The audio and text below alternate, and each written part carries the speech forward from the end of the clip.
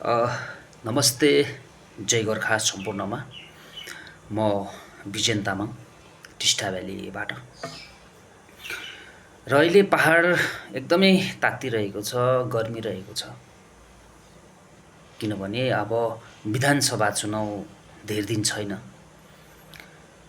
र हाम्रो पहाडका तीनैवटा दार्जिलिङ, खर्साङ, कालिम्पोङका जति पनि उम्मेदवारहरू हुनुहुन्छ उहाँहरू सम्पूर्णलाई शुभकामना दिन चाहन्छु। हुन त यस इलेक्सनमा कोही जित्छन्, कोही हार्छन्।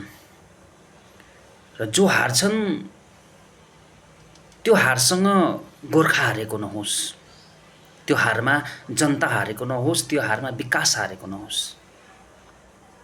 र जसले जित्छन् त्यसले त्यस जितमा गोर्खाको जित भएको हुनुपर्छ, जनताको जित भएको हुनुपर्छ र विकासको जित भएको हुनुपर्छ। विकास मैले किन कुरा गरेँ भन्दाखेरि यो विधानसभा चुनाव हो। विधानसभा चुनाव भनेको राज्यको चुनाव हो र हाम्रो जुन छुट्टै राज्य गोर्खाल्यान्डको माग छ, यो माग राज्यबाट पाउनेवाला होइन, यो केन्द्रबाट पाउँछ जहाँसम्म मलाई लाग्छ। त्यसैले विधानसभा चुनाव भनेको यो विकासको चुनाव हो। हाम्रो लक्ष्य जुन छुट्टै राज्य गोर्खाल्यान्ड छ त्यसको लागि हामीले लोकसभा चुनाव लड्यौँ, हामीले जिताएर पनि पठाएको छौँ। उहाँ के कति बोल्नु हुँदैछ, कस्तो बोल्नु हुँदैछ त्यो हजुर उहाँलाई नै थाहा होला है। धेरै सालदेखि नै खिचडी पाक्दैछ पाक्दैछ पाक्दैछ भन्दैछ। कति साल भइसक्यो, आज पनि पाकेको छैन रहेछ, सायद आगो पनि निभ्यो होला जस्तो लाग्दैछ। खेर त्यो बात छोडिदिऊ है। र विधानसभा चुनाव भनेको नै विकासको चुनाव हो। र अहिले पहाडको जनताहरू सचेत छन्। उहाँहरू एकदमै सोचेर बुझेर आफ्नो मत हाल्छन्। र यो भोटमा तपाईहरूले के सोच्नुपर्छ भन्दाखेरि तपाईको गाउँ सोच्नुहोस्, तपाईको गाउँ ठाउँ सोच्नुहोस्, तपाईको गाउँमा भएको समस्याहरू सोच्नुहोस्। तपाईको गाउँमा के समस्या छ र कसले तपाईको गाउँको समस्याको समाधान गर्न सक्छ त्यस्तो व्यक्तिलाई हामीले जिताएर पठाउनुपर्छ।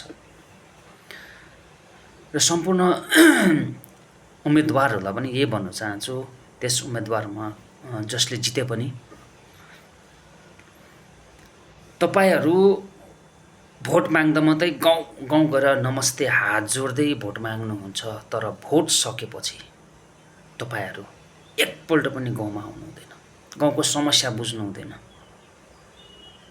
तर यसपालि अब उसो त्यस्तो हुनेवाला छैन। खबरदार, यो म होइन, यो जनताको आवाज हो। खबरदार, यसपालिदेखि भोट सकेर पनि तपाईहरू गाउँ गाउँ डुलेर गाउँको समस्याहरू बारेमा बुझ्नुपर्छ, समस्याको समाधानपट्टि लाग्नुपर्छ। यो खबरदार छ। र अन्तमा पनि म यही भन्न चाहन्छु सम्पूर्ण जनताहरूमा,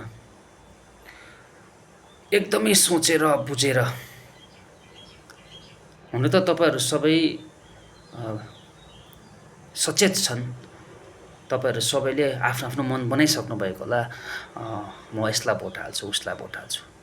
तर यति फेरि एकपल्ट सोच्नुहोस्, तपाईको गाउँमा कसले विकास गर्न सक्छ, तपाईको गाउँलाई कसले नयाँ काँजुली फेर्न सक्छ, हौस् त व्यक्तिलाई तपाईले मत खसालेर विजय बनाउनुहुन्छ भन्ने आशा राख्दै फेरि पनि जय गोर्खा भन्न चाहन्छु। जय गोर्खा।